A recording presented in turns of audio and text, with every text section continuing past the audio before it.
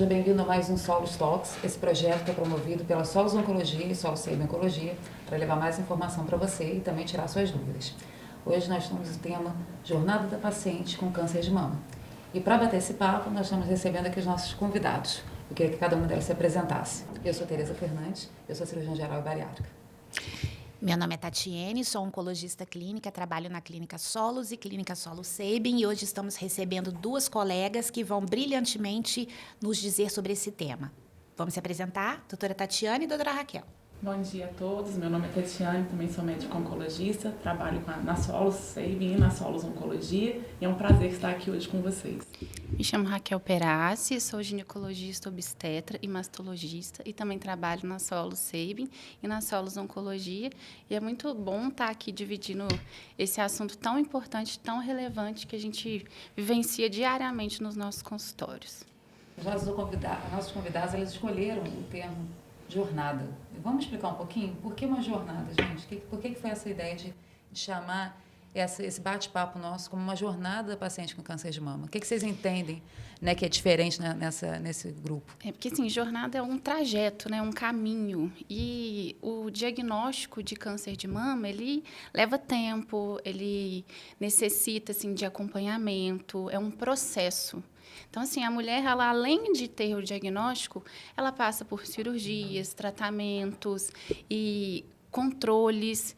E esse processo todo, ele é demorado, ele não é rápido, né? Então, assim, desde a primeira consulta, que às vezes a paciente chega para a gente no consultório de ginecologista, com o intuito de fazer um rastreio, um acompanhamento, né? Um controle, ela não tem queixa, e às vezes ali já começa, né? Na primeira mamografia, na primeira palpação, a gente acaba encontrando alguma coisa. Eu acho que o tema, né, a escolha da palavra jornada, ela foi interessante, né? Porque é isso que a Raquel falou. Ele é um processo, é diferente de algumas coisas. Por exemplo, você tem um problema de vesícula, às vezes você opera, é uma coisa extremamente momentânea, né? E não, o tratamento do câncer como um todo, a gente está falando hoje do câncer de mama, mas eu falaria que para a maioria dos cânceres é isso. É um processo, ele é demorado. E eu brinco até com meus pacientes assim, no consultório, olha, aqui é onde é um casamento sem direito a divórcio, porque você vai ficar comigo provavelmente até pro resto da sua vida. Claro que a gente disfarça, às vezes, os acompanhamentos no finalzinho, né? Mas eu sempre gosto, depois de ter esse acompanhamento do paciente, o mastologista também tem, né, nesse processo aí um acompanhamento longo e duradouro desse paciente. E é uma jornada que nem sempre precisa ser difícil, né? Com a ajuda, com a relação de confiança com o médico, e aí entra a equipe interdisciplinar também para ajudar. Então, esse caminho não necessariamente precisa ser difícil. Eu acho que o nosso papel como médico é tornar esse caminho mais leve, essa jornada mais leve, né? Como médico e também as outras áreas que estão aí para auxiliar a gente, né? Mas é tornar esse caminho mais leve. A gente sabe que tem o peso do diagnóstico, né? Que é eu brinco assim, ninguém quer estar doente, mas vamos encarar isso da melhor maneira, tanto a gente ajudando, quanto o paciente também tendo essa ideia, né? Que a ideia é levar da melhor maneira possível, porque é longo. É ressignificar, né? Eu sei que não é fácil, mas a gente também está aí para ajudar nisso. Eu acho que até o estigma tem mudado, né? A gente vê pacientes cada vez mais jovens. Eu queria começar perguntando para a Raquel, que é ginecologista, né? Faz mastologia, faz ginecologia, faz obstetrícia, né, Raquel? Então, atende a mulher em vários momentos da vida. Quando é que ela deve começar a preocupar em cuidar das mamas? A partir de que momento deve começar essa avaliação da mama? A indicação hoje é que, a partir dos 35 anos, a mulher já procure um mastologista. Até os 35 anos, a não ser que ela tenha alguma queixa mamária, ela vai à consulta com o ginecologista e depois ele encaminha para o mastologista ou vai ao mastologista. Mas, a partir dos 35 anos, é muito interessante para essa mulher já começar esse acompanhamento, começar esse vínculo, né? Hoje a gente sabe que grande parte da população brasileira tem um risco de câncer de mama. A gente precisa estar atento a esses riscos também. Então, acho que a partir dos 35 anos, toda mulher deveria procurar um mastologista pelo menos uma vez ao ano. Eu ia perguntar assim, quais são os fatores de risco? Né? A gente fala muito da história familiar, da questão genética, isso está bem estabelecido. Acho que para a mama talvez seja um dos que tem mais, né, referência. Mas o que são os fatores de risco para câncer de mama que talvez justifiquem por que a gente está tendo uma incidência tão grande? O que você percebe hoje? Então, a gente vê hoje que, assim, principalmente é o nosso estilo de vida, né? Então, as pacientes com sobrepeso e obesidade, alcoolismo, né? Não precisa necessariamente a mulher ser uma alcoólatra. né? Porque a gente, às vezes, se confunde um pouco nesse termo. Mas a ingesta de álcool aumenta muito o risco de câncer de mama. Então, assim, todas essas características da nossa vida agitada de hoje, né, acaba elevando esse risco para a mulher. E a nossa vida sedentária, né? Então, a questão da alimentação e da atividade física, ela é extremamente importante como um fator protetor para essa mulher. Assim, o próprio envelhecimento, né, ele é um fator de risco para câncer, né, e o câncer de mama também entra nisso. Realmente, a gente tem percebido, acho que não só no câncer de mama, mas hoje a gente está falando mais do câncer de mama, talvez esse é o diagnóstico mais precoce. Aí eu considero também, talvez, por a gente estar precoce, que eu digo na idade, também, ainda bem, também precoce no estadiamento, né? Mas eu acredito também que os nossos métodos diagnósticos melhoraram também, né? As pessoas hoje estão mais conscientes, então a gente está diagnosticando também, né? Então, acaba que isso a gente aumenta o número de pacientes com câncer de mama. Mas o estilo de vida, eu vejo a obesidade hoje como um grande fator de risco, né? A Tereza está aqui. A gente traz isso, né? A gente teve um outro bate-papo falando sobre isso. Mais de 13 tipos de câncer tem relação com a obesidade, Sim. né? E talvez justifique por que a gente está vendo, né? E talvez o que está me assustando muito nos últimos tempos é a idade cada vez mais jovem, né? Sim. Então, assim, numa população normal, a partir dos 35 anos seria a idade, então, para começar a ir no mastologista. Porque os ginecologistas têm que ir desde cedo, né? Desde, pelo menos, a partir dos 25, já tem indicação de ir no ginecologista fazer rastreio para colo, né? Mas para mama, paciente que não tem um fator de risco, né? Principalmente uma história familiar, a partir dos 35 anos. Tá? E primeira mamografia? Então, a Sociedade Brasileira de Mastologia indica a partir dos 40 anos. Então, assim, acaba que a maioria dos colegas, assim, acaba levando essa indicação para rastreio, tá? Então, na população geral, a partir dos 40 anos, iniciar a mamografia, tá? Salvo exceções, né? Paciente de alto risco, que aí vai ter a sua individualidade, né? Mas a partir dos 40. Ô, Raquel, e vamos pensar aí, pacientes a partir dos 40 anos vão começar a fazer estudo com mamografia. Essa faixa etária a gente sabe que tende a ter a mama mais densa. A mamografia tão somente é o exame que se utiliza para todas as mulheres ou a gente deveria individualizar de acordo com o perfil? Fala um pouquinho para a gente respeito disso. A gente deve individualizar, mas a gente sempre inicia com a mamografia. O que acontece? A mamografia é o primeiro exame de rastreio. A partir da mamografia, a gente vai indicando os exames complementares, porque aí você vai fazer o fechamento desse diagnóstico, né? Aí, dependendo da situação, você solicita uma ultrassom. Em algumas outras pacientes, a gente já indica a ressonância. Mas o ideal mesmo é a gente começar a mamografia, mesmo com esse perfil. Porque, às vezes, o primeiro indício, a primeira alteração vai ser uma microcalcificação. E a microcalcificação é muito bem avaliada na mamografia, mesmo em mama densa. E não palpável, né? E não palpável. Raquel, eu vou abusar um pouquinho de você, que a gente vê no consultório as pacientes falando, e eu tenho prótese, coloquei prótese. Fala um pouquinho da prótese na mamografia, que sempre surge essa dúvida aí. Se atrapalha ou não, se é indiferente? A prótese não vai atrapalhar. Tem paciente que às vezes sente um pouquinho mais de desconforto para fazer a mamografia, mas assim, não tem problema nenhum, não tem risco assim aumentado da prótese estourar. Colocou o silicone, tem 3 meses. Tem prazo, será, para isso?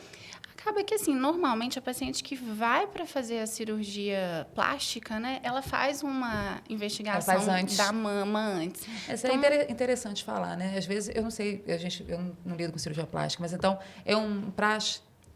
Sim. Eu acho que até pela Sociedade Brasileira de Cirurgia Plástica. Às vezes, eles pedem até exames, né? Orientam a paciente a fazer esses exames, mesmo fora do contexto da mastologia. Mas porque faz parte do acompanhamento deles, da indicação deles para a cirurgia. Entendeu? E então, não tem problema, gente. E a prótese mamária aumenta risco de ter câncer de mama? A princípio, não. Não é fator de risco. Acho importante deixar isso claro também, porque é um mito, né? Exatamente. Em relação à prótese aumentar a chance de ter câncer de mama ou dificultar o diagnóstico, né? Tem outras situações que eles até têm associado com a prótese, mas não especificamente o câncer de mama. Umas fibroses, algumas reações, né? Que estão falando da doença do silicone, que na verdade ninguém sabe explicar muito bem. Né? Essas alterações, exatamente. Em relação a mamografia, é importante ressaltar isso, gente, porque até uns anos atrás a gente tinha campanha na televisão falando do autoexame. E aí depois essas campanhas foram tiradas exatamente porque esperaram aparecer um nódulo não é o ideal. Mas ainda existem mulheres que chegam e fazem o diagnóstico pela percepção do autoexame? Sim, existe. Eu acho que assim, o mais importante, a questão do autoexame é a mulher se conhecer. Né? Porque assim, eu acho que a gente precisa conhecer o nosso corpo. Então, se você nota qualquer alteração no seu corpo, aquilo é relevante.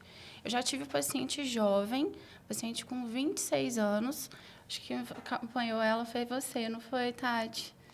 26? 26 A gente anos. teve algumas pacientes jovens comum, né? Que a alteração quem palpou foi ela.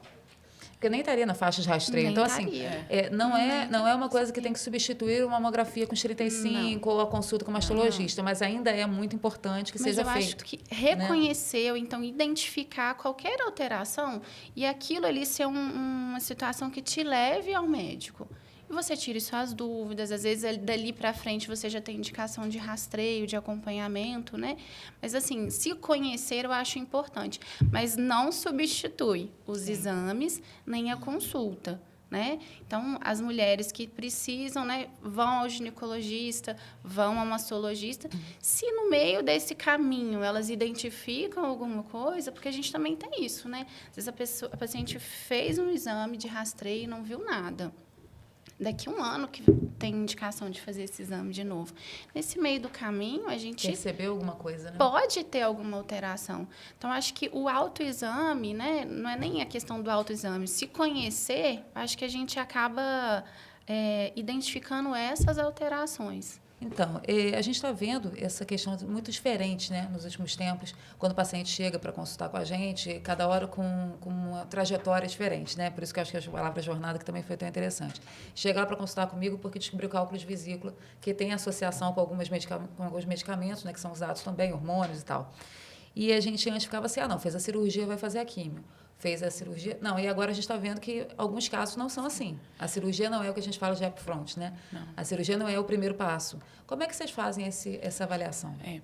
Então, assim, a gente está falando da jornada, né? Então, vamos voltar na jornada. A paciente primeiro passa lá com seu mastologista, geralmente, ela já não chega no oncologista direto. E aí, o mastologista geralmente encaminha para a gente, e esse encaminhamento agora tem sido cada vez mais precoce. Porque, como você falou no início, né, a gente geralmente operava e depois vinha, né, com o oncologista. Hoje, não. Hoje, a gente percebe que, ao diagnóstico, idealmente, o oncologista já esteja junto dessa paciente, na maioria dos casos. Por quê? Realmente, hoje, eu falo assim, o câncer de mama, ele é baseado em 4 tratamentos. Nem todas as pacientes vão precisar dos 4, né? E o momento de cada um também vai mudar para cada paciente, né? Então, é baseado em cirurgia, em quimioterapia, radioterapia e hormonioterapia. E a quimio ainda coloca aí algumas pacientes que ainda associam imunoterapia, tá? Que ainda é uma coisa ainda mais nova ainda, né? Só que nem todas vão precisar dos 4. O momento de fazer cada um também vai diferenciar em cada paciente. Por que disso? Hoje, a gente tem, na oncologia como um todo, e no câncer de mama, a gente tenta esmiuçar ao máximo aquela doença. O que é esmiuçar? Conhecer melhor aquela doença. Porque quando a gente conhece melhor a doença, melhor a gente trata. Então, por que algumas pacientes vão começar com quimio antes, outras vão fazer a quimio após a cirurgia? Isso vai depender do tipo de tumor, e aí a gente vai hoje dividir em tumores que têm hormônio positivo, que não têm hormônio positivo, que tem algumas proteínas que, para a gente, como oncologista, elas são importantes, que são hiperexpressas, ou seja, tem uma expressão importante daquela proteína, e isso vai ajudar a gente no diagnóstico. Então, tumores grandes, no geral, é muito difícil a gente falar os detalhes aqui, mas, no geral, tumores grandes, tá? Alguns tumores que a gente fala que são triplo negativos, aqueles que não têm receptor de hormônio positivo, tá? E os tumores HER2 positivos, a gente tem cada vez uma tendência de trazer a quimioterapia para antes, né? Então, e depois a cirurgia, tá? Agora, tumores pequenos, luminais, principalmente, a gente geralmente começa com a cirurgia. Por isso que é importante essa avaliação em conjunto oncologista, mastologista, porque é individual. E isso é muito benéfico, porque antigamente, né, a gente fala aí há 40 anos atrás, as pacientes basicamente eram tratadas do mesmo jeito. Então, resultados eram inferiores, né? Hoje, quando a gente sabe que aquela característica daquele tumor cresce um pouco mais rápido, vamos começar a quimioterapia antes, né? A gente está tratando aí possíveis metástases. O que é metástase? Quando a doença sai de algum lugar e vai para outro. Então, micrometástase, a gente está tratando precocemente, né? Então, é a característica daquela doença. Ô, Tati, e Coloca para nós como saber da característica da doença. Quais são os métodos que você vai lançar mão para saber se aquela paciente tem hormônio positivo ou não na peça? Como é que esses termos chegam até vocês para a tomada de decisão? Então, vamos lá. A paciente tem uma lesão suspeita, né? E aí a Raquel quiser esmiuçar um pouquinho sobre a mamografia, basicamente BIRADS 4, a partir de BIRADS 4, né, que a gente divide a mamografia, o colega lá que faz o exame, ele geralmente classifica aquela mamografia, ela pode ser de BIRADS 0 e vai aumentando progressivamente. A partir de BIRADS 4, não necessariamente, a gente encaminha essa paciente para biópsia. Né? Então, você tira um pedacinho daquela lesão. Então, o que é biópsia? A biópsia é a gente tirar um pedacinho para entender o que é aquela lesão.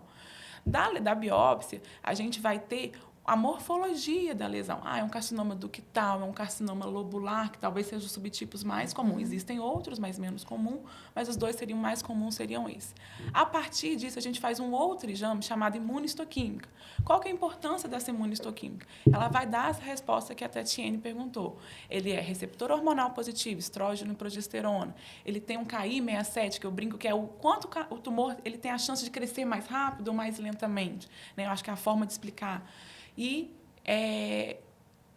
o HER2, que é essa proteína que a gente estava comentando. Então, são esses 4 marcadores que, para nós, oncologistas, é extremamente importante para determinar o momento do tratamento. Né? Eu acho que é interessante falar, porque isso vai mudar o seu tratamento. Sim. Então, às vezes, demora um pouquinho para começar, e o paciente fica extremamente ansioso. Sim. Né? A paciente fica extremamente ansiosa, a família também, mas eu tenho que fazer a biópsia, mas está demorando a sair. É porque a biópsia não é só uma biópsia de olhar na lâmina, uma coisa rapidinha e pronto.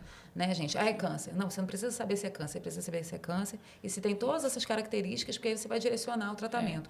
Você falou uma coisa interessante, é muito comum o paciente chega para a gente, está tratando com um oncologista, ele fala assim, eu estou fazendo quimioterapia, mas às vezes não é quimioterapia, né? Porque o oncologista vai acompanhar o tratamento o período inteiro. Então, assim, de uma forma simples, e aí eu tenho 2 oncologistas aqui na mesa hoje, qual que é a diferença da quimioterapia para a imunoterapia? Vamos lá.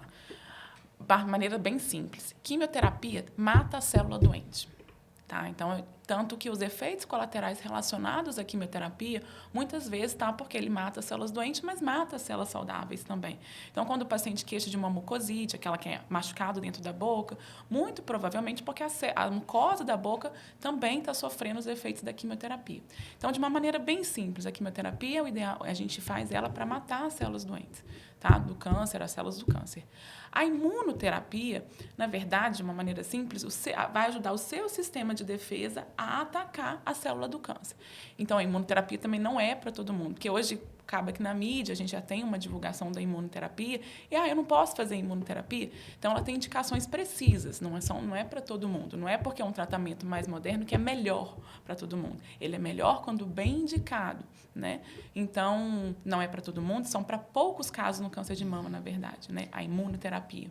E aí, eu acho que puxando esse gancho, eu ia perguntar para a Raquel aqui, as cirurgias não são todas iguais, né, Raquel? Não. Cirurgia para o câncer de mama não é toda igual. Não. E a pessoa já chega achando que vai ficar sem a mama, vai ficar com a axila vazia e algumas cirurgias realmente às vezes vai ter que fazer mastectomia bilateral. Explica um pouquinho assim, quais são as possibilidades que você tem. Claro que, gente, a gente estava falando aqui numa mesa, no bate-papo, cada caso vai ser avaliado no consultório, com os exames, com a história, com o seu médico, né? E a gente não está aqui para discutir, não criar polêmica na casa de ninguém, mas para trazer as informações, né? Então, assim, Raquel, quais são os tipos de cirurgia hoje que você pode utilizar? Como é que você usa como mastologista a cirurgia no câncer de mama? Eu acho que o mais interessante é que hoje a tendência das cirurgias serem cada vez menos invasoras, assim, menos mutilantes. Então, há uns anos atrás, as mulheres realmente, elas em qualquer situação, até porque não tinha essa diferenciação, né? As mulheres eram mastectomizadas, amputavam a mama. Hoje a gente praticamente não faz esse tipo de cirurgia, salvo exceções, sabe? Então, assim, a gente tem feito muita cirurgia conservadora, em que a gente consegue retirar apenas a região que está alterada, né?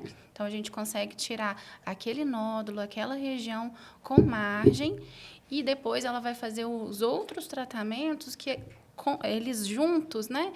Eles protegem essa paciente. Em algumas situações, a gente tem indicação, né, da mastectomia, mas a gente sempre também acaba indicando com assim, de forma mais rotineira hoje, aquela mastectomia em que a mulher sai da cirurgia com a mama, né? Então, eu falo com as pacientes que eu vou tirar o recheio da mama, sabe? Então, ela vai preservar a pele e a gente Mamilo, consegue, né? sim, a pele, o mamilo, e a gente vai tirar só a parte de dentro. E aí, na maioria das vezes, o cirurgião plástico já entra concomitante, né, junto com a gente na cirurgia e já faz a reconstrução. E a gente até brinca às vezes, ó, sua mama vai ficar até mais bonita agora. Vai ter que fazer a outra depois para vai ter que comparar. arrumar a outra para ficar as duas bonitas, né? E a tendência hoje também das axilas, cada vez menos a gente esvaziar as axilas, né? Os novos protocolos têm mudado muito essa investigação da axila, as indicações da linfadenectomia, né? Que é essa cirurgia em que a gente tira os linfonodos e, na maioria das vezes, a gente faz uma cirurgia que a gente chama de biópsia de linfonodo sentinela, em que a gente tira os primeiros linfonodos da cadeia. Isso aí porque a disseminação do câncer de mama, né? O câncer de mama ele pode crescer em tamanho, né? Dentro da própria mama, mas ele pode disseminar para uns gângliozinhos, que não se usa mais o termo gânglio entre a gente que, né, que é técnico, mas o leigo ainda usa muito essa expressão, que são as ínguas, né? As ínguas que você pode ter por causa de uma inflamação, você pode também ter por causa de um câncer, a disseminação daquele câncer. Então, a íngua que está na axila é o primeiro lugar que seria alcançado por um tumor de mama. Então, por isso que é importante pesquisar também, né? Assim, então, como se fosse isso mudou muito, né? Mudou. É como se fosse o trajeto que esse tumor vai fazer, né? Ele sai da mama, o primeiro trajeto acaba sendo a axila. Então, a indicação é a cirurgia da mama. A indicação da cirurgia vai ser muito individualizada, né? De acordo com o local do tumor, do tipo de tumor, do tamanho do tumor. E se ela fez a quimioterapia antes da cirurgia ou depois da cirurgia. Então, isso tudo a gente acaba tendo que avaliar muito bem para indicar o tipo de cirurgia. E a cirurgia da axila, como a primeira cirurgia da axila, acaba sendo a biópsia do linfonodo sentinela. Né? E aí, se ele vier positivo, ou seja, se ele tiver comprometido, aquele linfonodo, essa técnica entra junto também a medicina nuclear, né? Que vai investigar ali qual que seria o primeiro linfonodozinho acometido, A gente né? tem duas técnicas, né? A gente tem a do azul patente, que a gente coloca, a gente injeta o azul e ele vai migrar por esses vasos até o linfonodo e colorir esse linfonodo. Então, a gente consegue visualizar aquele linfonodo azulzinho. E a técnica da medicina nuclear, que eles injetam um radiofármaco, e esse radiofármaco vai migrar também para esses linfonodos. E a gente usa um aparelho durante a cirurgia que ele faz um som. Esse radiofármaco vai emitir um som, e aí a gente consegue localizar esse linfonodo durante a cirurgia. E aí você decide, né? Se ele, quando ele vem, tira esse primeiro linfonodo, e aí se ele vier positivo, você vai prolongar isso, provavelmente? Aí vai variar muito, porque às vezes, dependendo da situação, dependendo da alteração desses linfonodos, hoje a gente também não necessariamente a gente vai fazer esvaziamento, né? O que a gente chama de micrometástase, depende do número de linfonodos, porque apesar da gente falar sentinela, às vezes pode saírem até 4 sentinelas. Então, assim, isso tudo pode variar. Entendeu? Então, assim, a indicação do esvaziamento hoje tem cada vez, né, tem saído novos protocolos modificando. E assim, como a gente tem todo um tratamento auxiliar à cirurgia, complementar, eu diria, à cirurgia, como químio, cirurgia, radioterapia, hoje a cirurgia conservadora, ela tem um papel muito grande. Inclusive, aproveitando o gancho, a químio neoadjuvante, ela tem um papel também de, às vezes, ajudar na cirurgia conservadora. Como é que é químio neoadjuvante? Químio neoadjuvante é isso que a gente estava falando, aquela químio que vem antes da cirurgia, tá? Então, obrigada, Teresa, que a gente às vezes usa uns termos, a gente tem que voltar, né? Mas é isso. É aquela químio que vem antes da cirurgia, tá? Então, essa químio que vem antes da cirurgia, um dos papéis dela é ajudar uma cirurgia mais conservadora em pacientes que às vezes têm uma lesão grande, a gente consegue às vezes diminuir ou até sumir aquela lesão, e aí o mastologista, a Raquel, consegue abordar aquela cirurgia, uma cirurgia mais estética, mais bonita, que também é importante isso para o paciente, a gente tem que pensar nisso, né? Eu, Raquel, aproveitando o gancho, eu tive uma dúvida aqui, que não é uma dúvida que aparece muito no consultório, é aquele medo de linfedema. Então, assim, a gente sabe que o linfonodo sentinela, às vezes, a chance diminui, mas fala um pouquinho para a gente, assim, como o linfonodo sentinela, ele diminui essa chance de a gente ter esse linfedema, que a gente tinha muito antes, né? O que é o linfedema, né? O que é o Leigo, né, linfedema? gente? Na verdade, o Vamos lá. linfedema é aquele edema mesmo, o braço Inchaço. fica inchado, né? Fica aumentado de tamanho. O que acontece? O sistema linfático, ele serve para drenar o líquido, né? Então, ele vai drenar o líquido do membro, né? Do braço. Quando a gente vai lá e tira os linfonodos, a gente lesa esses vasos linfáticos, a gente diminui essa drenagem. Então, quando a gente tem uma cirurgia que é muito ampla, em que a gente tira muitos linfonodos, a gente tem um risco maior de lesar esses vasos.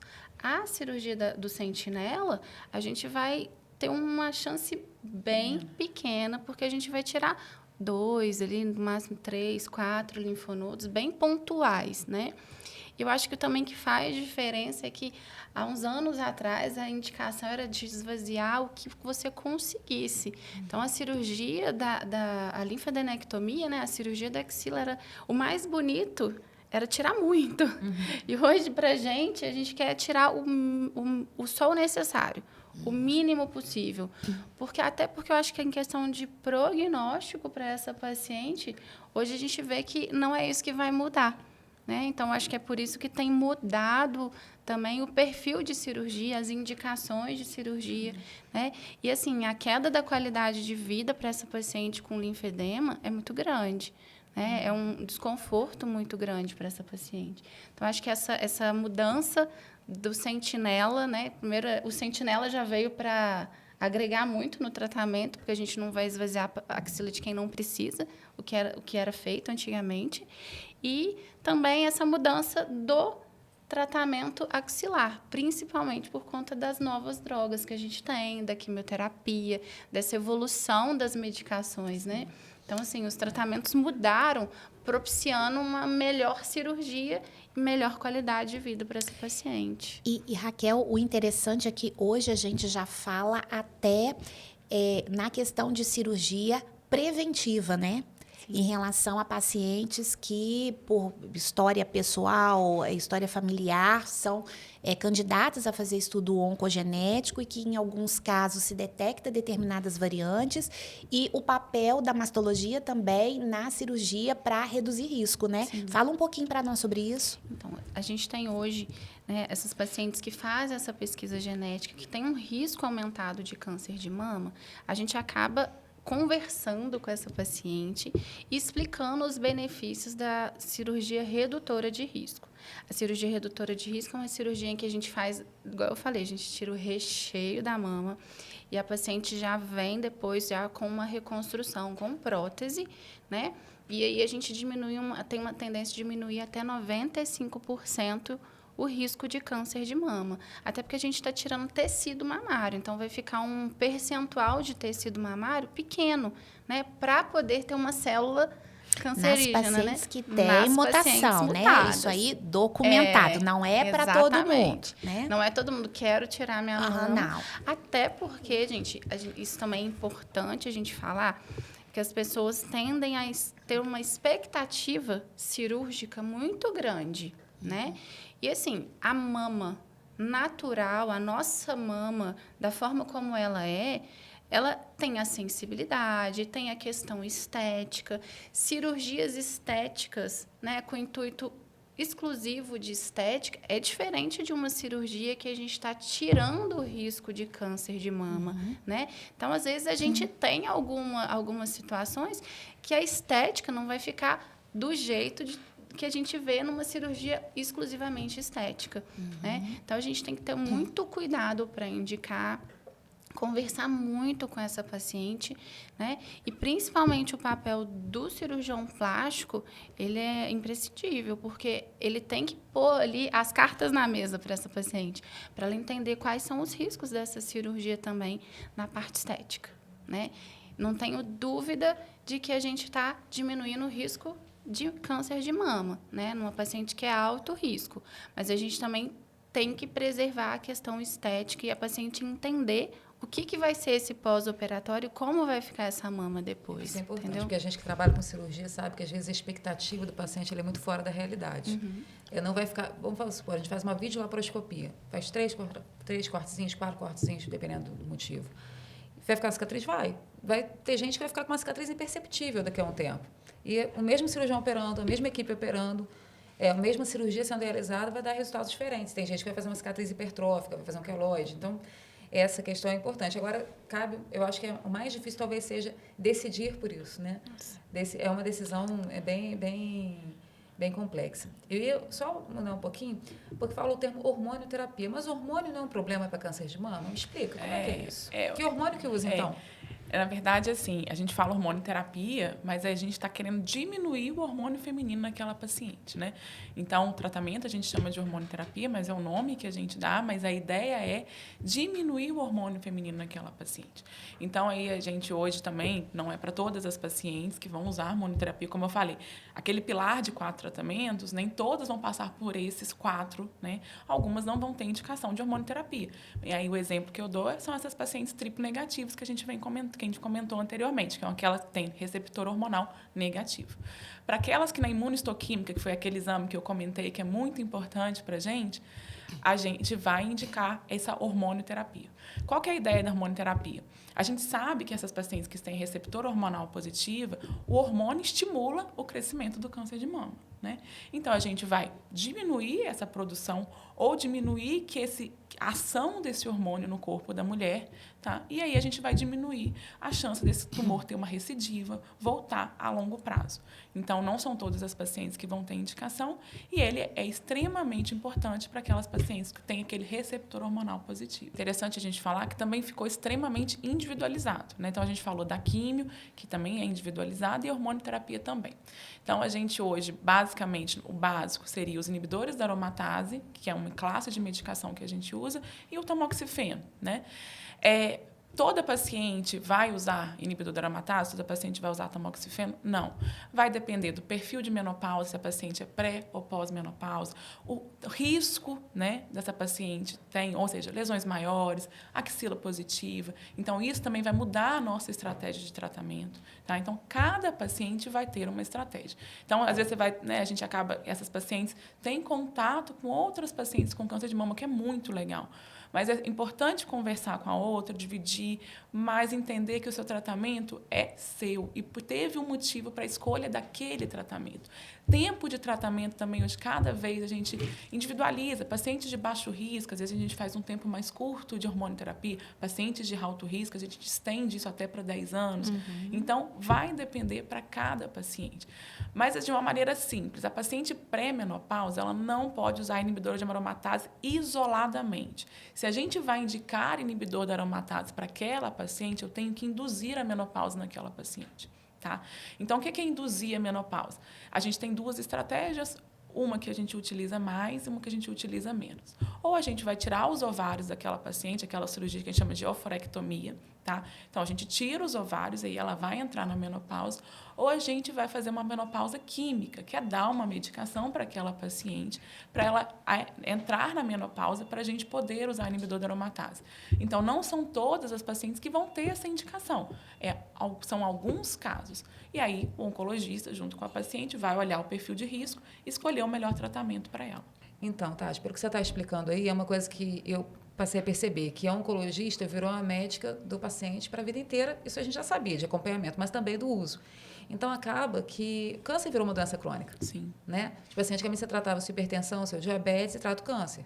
Muitos pacientes desses podem voltar à vida profissional, à vida ativa. Eu tenho pacientes que os colegas me encaminham, às vezes, para operar a vesícula, tudo. Sim. Você nunca vai olhar na rua e vai falar, tem estigma, né, da palavra câncer aqui. Não, elas fizeram a cirurgia, fizeram a química, estão fazendo sua hormonioterapia, né, nesse período. Então, muitas das vezes, os pacientes vão poder voltar à sua vida profissional, dependendo, é claro, do momento, né, do momento que está realizando aí.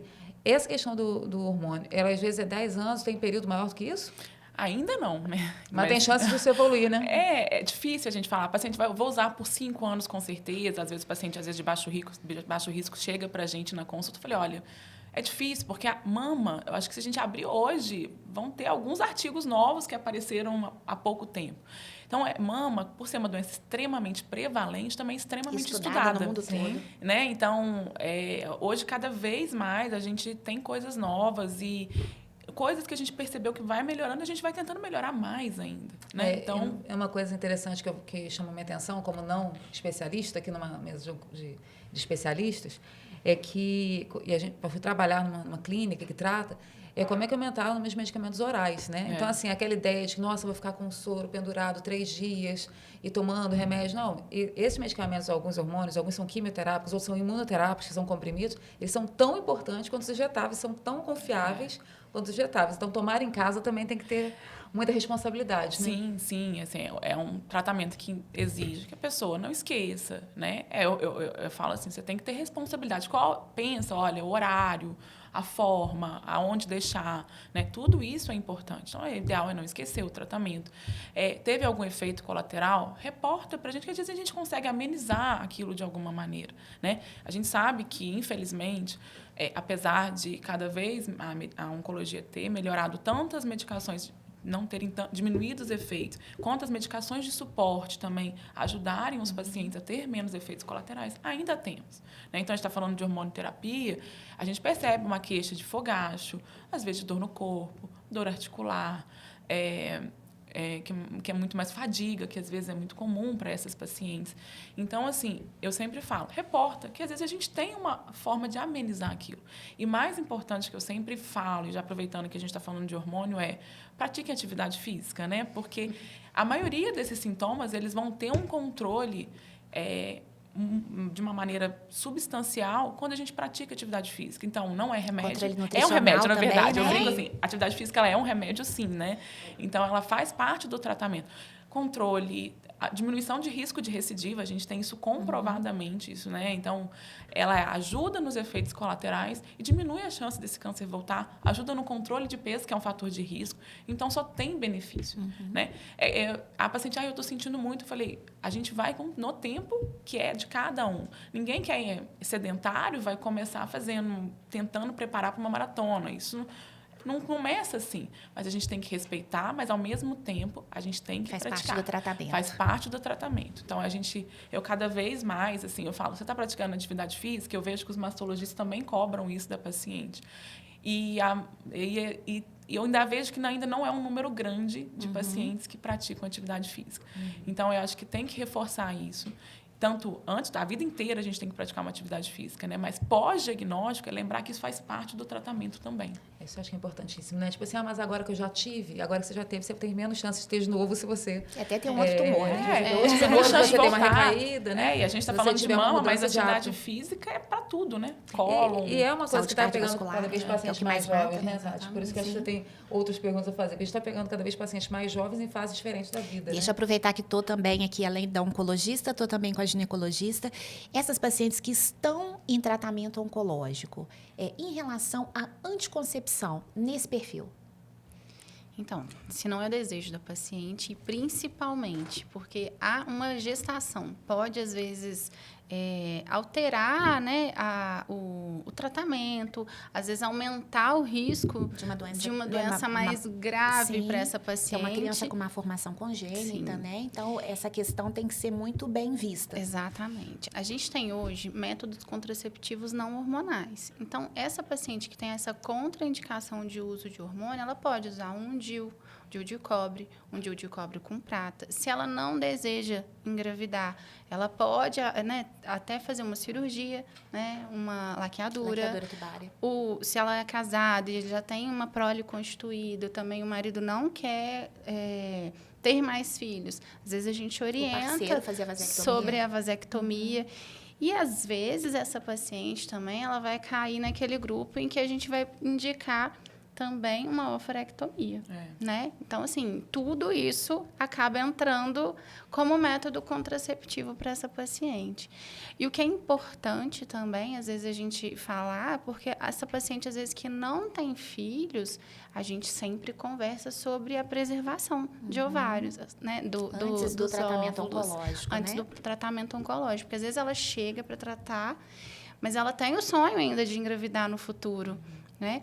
E aí, com o tratamento oncológico, a gente pode ter uma diminuição da reserva ovariana, a gente pode acabar induzindo uma menopausa nessa paciente também.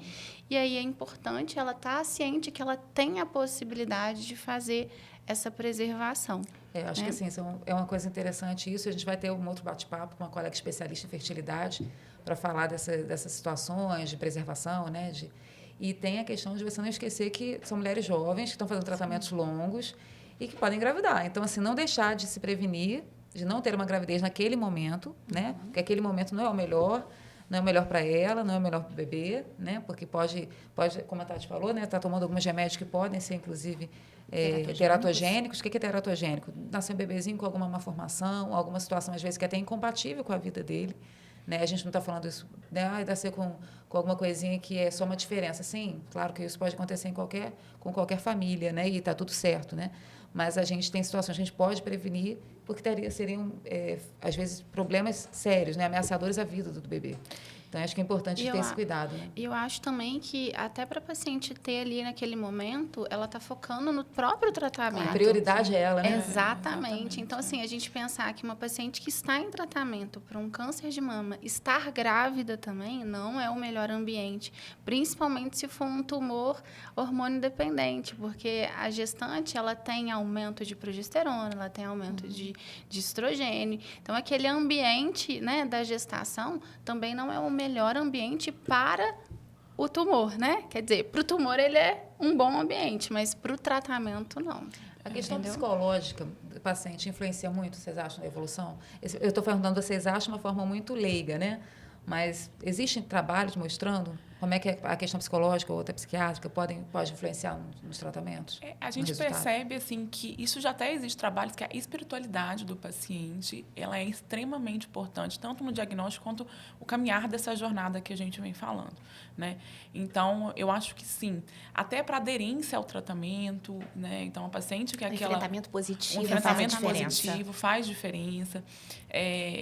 Porque, como a gente falou dos sintomas aqui que a hormonoterapia causam, por exemplo, né? De depressão, às vezes. Então, isso tudo já tem... Né? A paciente tem uma depressão, às vezes ela vai ter mais dor no corpo, às vezes ela vai ter um pouco mais de sintomas que, às vezes, a própria depressão, a tristeza, né? E aí vai precisar de uma ajuda de um psicólogo, um psiquiatra.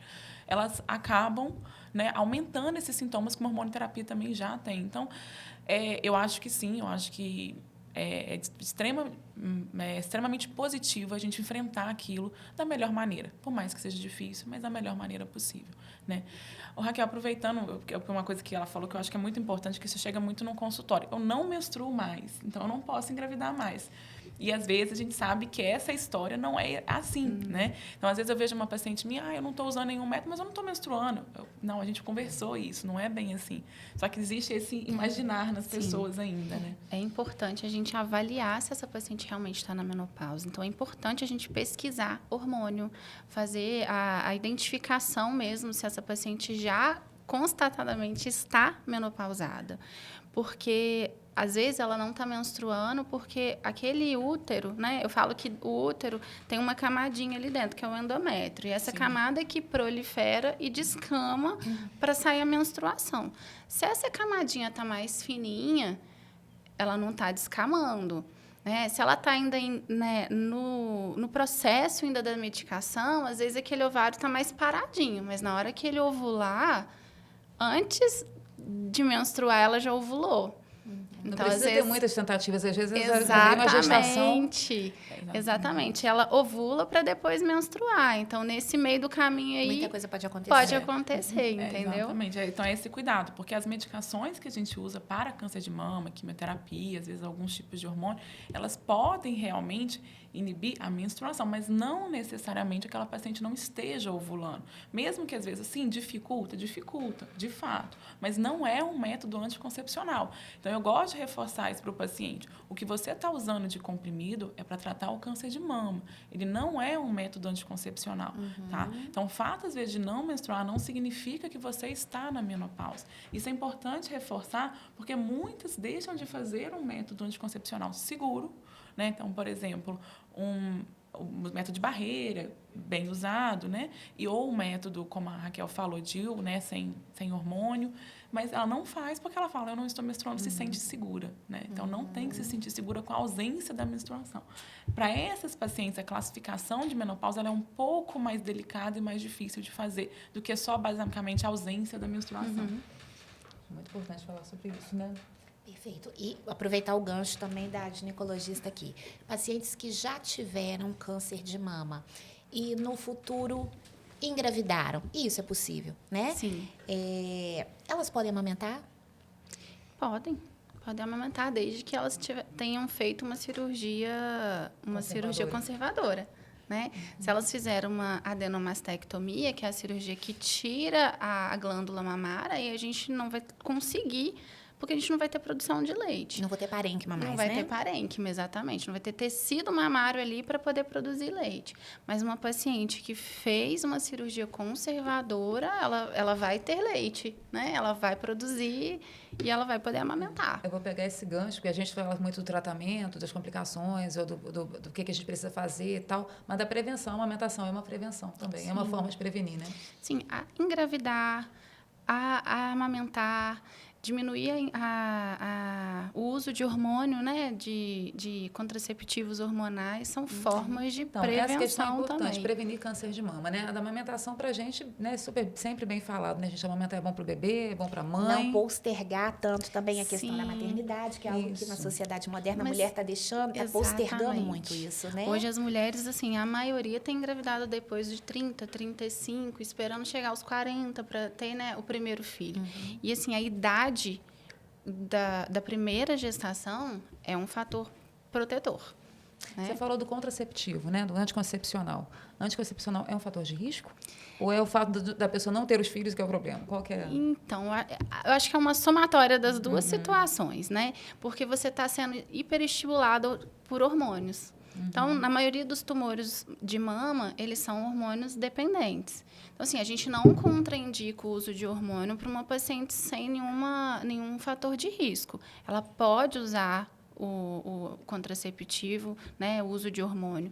Porém, a gente sabe que essas pacientes que fazem uso a longo prazo, no futuro, elas vão ter um risco aumentado, né, de câncer de mama. Eu acho que é exatamente por isso, por essa associação de riscos, né? O uso de hormônio, não engravidou, aí vai vendo o estilo de vida, Sim, às né, vezes a questão de sedentarismo. sobrepeso, obesidade. Então, isso acho que tudo é um conjunto, junto, né? exatamente. Mas A acho gente não que é bom coloca chamar atenção, né, Raquel? como o único fator de risco, né? Mas para as pacientes de alto risco para câncer de mama, né? Essas pacientes mutadas, pacientes com histórico familiar extremamente positivo, a gente acaba contraindicando. Eu acho que é interessante falar isso porque a gente está vendo cada vez mais o contraceptivo, o anticoncepcional, ele trouxe uma qualidade de vida para a mulher que não tem o que discutir, né, gente? Vamos falar a verdade. Mas a gente está vendo, às vezes, os meninos começando com 14, 15 anos, 16 anos. E aí você pensa que ela quer engravidar com 40, ela vai usar mais de 20 anos, assim, de hormônio. Então, você pesquisar... E aí, vou falar o que a Tasha falou. Aproveitar que a gente tem aqui alguém que é mastologista, ginecologista e faz obstetrícia. Então, assim, que está lidando com esse tempo todo. A pessoa ficou ali exposta mais de 20 e tantos anos ao hormônio, sendo que tem outros métodos, né? Exatamente. Muito efetivos, também com poucos efeitos colaterais e tal. Então, é um cuidado para a gente começar a planejar desde cedo, né? Desde os adolescentes, orientar um pouquinho melhor isso, né? E não abrir mão da proteção contra outras doenças, né? Exatamente. Acho que a gente está aqui falando uma coisa que também é para ser educativo. E o que a gente vê? A questão do anticoncepcional, ela trouxe uma liberdade muito maior para a mulher, mas ela não protege de doenças, né? As doenças sexualmente transmissíveis. A gente né? protegeu, é mal dizer, né, gente? A gente conseguiu controlar bem a questão da gestação, do momento de engravidar. O poder é da mulher, a decisão é dela. E tem que ser mesmo, né? Mas você não vai controlar as outras coisas que você pode adquirir numa relação sexual não protegida. Então, é um momento que a gente aproveita para dizer que usar preservativo não deixou de ser muito, muito importante, né? Com certeza. E às vezes é isso que você fala, eu pego muito no consultório. Às vezes a paciente chega lá com o intuito, eu quero usar um método contraceptivo, mas assim, eu sempre friso isso. Você pode usar um método contraceptivo, é ótimo, e ele vai prevenir gravidez, ainda mais uma gravidez indesejada. Mas doença ele não previne. A gente precisa do preservativo para prevenir doença também. Então, assim, um não anula o outro nessa questão, né? Acho que a gente tem que lembrar sempre tentar educar, porque às vezes a pessoa também vive como se não tivesse amanhã. Eu acho que a gente está falando aqui de doenças que cronificaram, né? Câncer de mama. Eu realmente tenho visto no consultório histórias assim de longevidade enorme, mas de pacientes que estão fazendo tratamento 10 anos de tratamento. Aí você fala, nossa, 10 anos de tratamento deve ser muito chato. Gente, eu acho que não é tão chato porque sempre tem pessoas acolhedoras, igual vocês estão vendo nessa mesa aqui. Os tratamentos estão melhorando. Os tratamentos são melhores, as pessoas estão mais próximas. Eu acho que é aquela ideia do médico que se mantém distante, da pessoa que não se solidariza com aquilo, empatia. não tem empatia. Eu acho assim que se você não tem empatia com o seu médico, também é uma outra questão, que pode ser muito pessoal, né? Às vezes o médico pode ser maravilhoso, mas você chegou ali e não teve empatia. O seu tratamento talvez não vai fazer o mesmo efeito, porque você não vai fazer o controle certinho. Então, acho que é muito importante primeira coisa, você ter realmente aquela confiança que o médico está propondo é o que é melhor para você. E, claro, a decisão final é do paciente, né? Se ele não quiser fazer, a decisão é dele. Mas quem está oferecendo ali o tratamento, está oferecendo baseado no que a ciência oferece hoje. E a gente tem ciência mudando o tempo todo, né? Exatamente. Então, às vezes, não deu certo o tratamento, recaída de doença. É uma coisa que a gente também acaba... Você fala da jornada, você tem a jornada que o paciente está bem, ele pode ter uma recaída. E aí? Tem muita coisa para ser feita também? Tem. Isso acontece, assim, às vezes as pessoas questionam, falam, doutora, mas eu fiz tudo certinho, né? Eu fiz a cirurgia, rádio, químio, hormônio, por que voltou? É difícil a gente falar. Infelizmente, a gente sabe que tudo que a gente faz é para diminuir a chance de recidiva. Mas, infelizmente, nada do que a gente faz zera essa chance de recidiva, né? Então, vai ter outros fatores aí que também vão influenciar. Por isso, o diagnóstico precoce, talvez, de tudo que a gente está falando, seja melhor. Porque o que realmente muda mais a história natural da doença é o diagnóstico precoce, né? Mas, infelizmente, o paciente pode ter a recidiva. Eu ainda sempre explico, infelizmente, como a gente conversou na primeira consulta, a gente tem uma diminuição de risco passando por todo esse processo.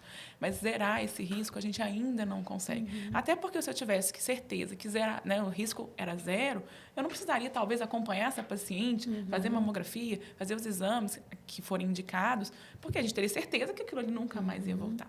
Então, a partir do momento que a gente indica o acompanhamento, é porque a gente sabe que ainda tem esse risco de recidiva, seja na mama, né, ou o segundo tumor primário, que às vezes acontece, como eu estou falando, a população está envelhecendo, então a gente vê essa história de um segundo tumor primário. E o câncer é doença do envelhecimento. É a doença do envelhecimento. Então, acontece, assim como, infelizmente, também recidiva em outros órgãos, né, que a gente chama de metástase, né, metástase óssea, metástase pulmonar, enfim. Bom, é um momento ainda bastante delicado da gente abordar. Eu sei que é um momento difícil quando a gente dá essa notícia para o paciente num consultório, né? Mas a notícia que a gente tem para amenizar isso, que realmente hoje, principalmente quando a gente fala de câncer de mama, as estratégias de tratamento melhoraram de maneira substancial, de maneira importante. Então, a gente tem várias estratégias de tratamento, estratégias também que vão se mudando ao longo do tempo. Geralmente, a gente não consegue manter também a mesma estratégia para sempre. Mas o importante é termos várias estratégias para a gente ter essa possibilidade de mudar. Várias cartas na manga. Várias cartas na manga. E aí vai depender do seu médico também para qual a estratégia que ele vai usar. A sequência para a gente poder ter aí uma melhor sobrevida, qualidade de vida e várias coisas. Então, a gente vai ver paciente mesmo metastáticas, a Tati tem no consultório, eu tenho, que estão há anos tratando uma doença metastática de câncer de mama. Que antes era uma sentença, né? Tipo, Que tem antes era uma doença estadio 4, tem metástase e acabou. Não, né? Fim de linha, não é, né? Não é. E hoje virou... Eu acho que isso mudou muito nos últimos tempos. Para a gente que trabalha com outras áreas, né, que não é todo dia oncologia, né? Aliás, a maioria dos dias não é oncologia. Você vê que realmente, você chega o paciente lá, o paciente ele está na sala de espera como qualquer outro paciente. Não tem mais aquele estigma do paciente emagrecido. Que bom que é assim, tudo. né? Exatamente. Não tem mais o estigma. E nem quando o paciente consegue ter essa orientação, é claro, né? De ser bem orientado sobre isso, ele já não chega como aquela pessoa que está assinando ali, olha, eu estou aqui assinando, mas estou com atestado de óbito. Não é mais assim. O paciente já chega com uma perspectiva também, com proposta para a vida dele, que eu acho que entra no espiritual, que entra aqui também. Ele tem que ter proposta para a vida dele, né? Porque ele quer objetivos, futuro, né? Objetivo. O Às vezes, ele para mim, quer, vai mudar, né? Por sonhos. exemplo, a gestação vai vai ser uma coisa que talvez não vai acontecer, talvez outras coisas não vão poder acontecer porque teve aquele meio do caminho ali que não foi bem o que a pessoa sonhava, mas que vai ser, né, vai ser ressignificado e trabalhado para o outro lado, e a pessoa vai tendo uma vida... Os caminhos podem ser traçados. Exato. Né? Mudar a rota. Eu acho que é como se a doença tivesse crônica, né? A gente Sim. cronifica essa hipertensão, doença. diabetes, você toma remédio todo dia. E é isso, né? o paciente lidar Faz com essa exame. doença sabendo que ela é uma doença crônica, que ela vai fazer parte da vida dele, mas não que o fato de fazer parte da vida dele vai ser uma sentença de morte. Vai ser definidor da vai vida, ser né? definidor, ele vai poder viver a vida dele. E eu sempre estimulo esses pacientes, quero viajar. Vamos combinar, a gente organiza aqui, vamos nos organizar junto para você poder fazer sua viagem, passear. Porque a ideia do tratamento é não só a gente viver mais, como o tratamento da hipertensão, da diabetes, da insuficiência cardíaca, coração, né, que está fraquinho, a ideia é, todas elas, é a gente viver por mais tempo, mas viver bem por mais tempo. E por isso que eu sempre falo, converse com o seu oncologista, algum sintoma que está te incomodando, quem sabe a gente não consegue abordar isso de outra maneira. Então, porque a ideia é viver muito e bem, né? Então, a oncologia está buscando isso aí, viver muito e bem, né? E o câncer de mama, eu acho que é o nosso, talvez o carro-chefe dessa estratégia que está vindo para outros também, né? Mas é um que, como eu falei, por ser muito prevalente, é muito estudado, né? Então, a gente está trazendo muitas coisas para aumentar a qualidade de vida do paciente e ele viver muito tempo e bem, né? Às vezes você não vai ouvir a palavra cura, né? Mas você vai ouvir a palavra vida, né? E não é só sobrevida, né? Porque a gente usa esse termo sobrevida em medicina, e aí os pacientes ficam às vezes olhando com aquilo meio, poxa, é um termo esquisito, né? Mas é o termo que a gente usa em medicina, né? Sobrevida livre de doença, sobrevida após o diagnóstico, sobrevida global, enfim. Mas a verdade é que é vida. A gente quer que as pessoas vivam bem. Vivam bem, né? E eu acho que todo mundo aqui nesse ponto, todo mundo pensa junto, né? Independente do país em que more, da língua que fale, da condição financeira, da condição religiosa, acho que todo mundo quer estar aqui e estar aproveitando o que pode, né? No tempo bom que a gente tem aqui. Vamos deixar um recadinho, então, para nós, meninas? Eu acho que essa jornada da mulher, né, com câncer de mama, ela pode ser mais leve. Desde que ela tenha ali uma equipe que a acolha, né? Ela esteja com o oncologista, o mastologista, o nutricionista, educador físico, o fisioterapeuta, educador psicólogo. físico, psicólogo, assim, a enfermagem que faz esse acolhimento dela na clínica, né? Então, assim, eu acho que tudo isso é muito importante. Por quê? Porque eu acho que é dali que ela vai estar animada, esperançosa. Recarregar as baterias para seguir adiante. E saber que não está sozinha, né? E porque eu acho que isso faz diferença, né? Quando a gente falou, eu acho que esse pensamento positivo, essa vontade de viver da paciente, ela é primordial. Porque sempre quando você está assim, desanimado, não quer, tudo parece que vai começando a fica ruir, mais difícil, sabe? Então, assim, essa paciente que tem ali do lado uma equipe, né, uma família que está ali dando suporte, ela tem uma chance de vencer isso de forma muito mais leve e chegar bem na linha de chegada, né? Eu acho que é isso. Acho que a Raquel falou bem de levar com maior leveza possível essa jornada. E eu volto, então, para outro ponto que eu acho que também é importante.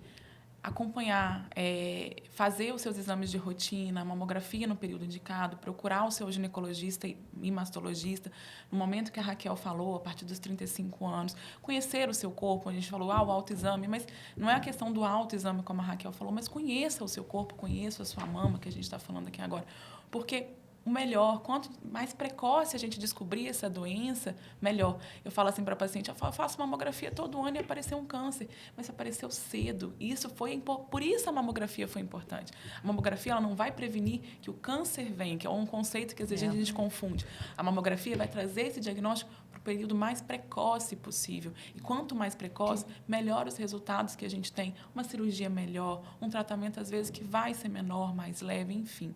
Então, assim, não deixem os seus exames de rotina, não deixem de se cuidar. Então, e a prevenção também primária, que a gente fala. O que é a prevenção primária? É fazer coisas para você não ter uma doença grave, né? Ou diminuir esse risco de uma doença grave. Então, pratique atividade física, se alimente melhor. A gente, na vida corrida, e nós também temos que puxar a nossa orelha, que eu sei que a gente corre muito, mas a gente tem que lembrar que isso traz a gente viver bem, viver com qualidade, fazer até o nosso trabalho melhor. Então, comer melhor, praticar atividade, beber água. Então, coisas que a gente, no nosso dia a dia, a gente esquece. E cuidar da saúde mental também. E passa despercebido. Então, se cuidem, tanto antes e não deixem de fazer seus exames de rotina. Acho que é isso. Obrigada, meninas. A gente que Obrigada, agradece. a gente que Obrigada. agradece. Então é isso. A gente está encerrando mais um episódio do nosso Solos Talks e a gente se encontra no próximo.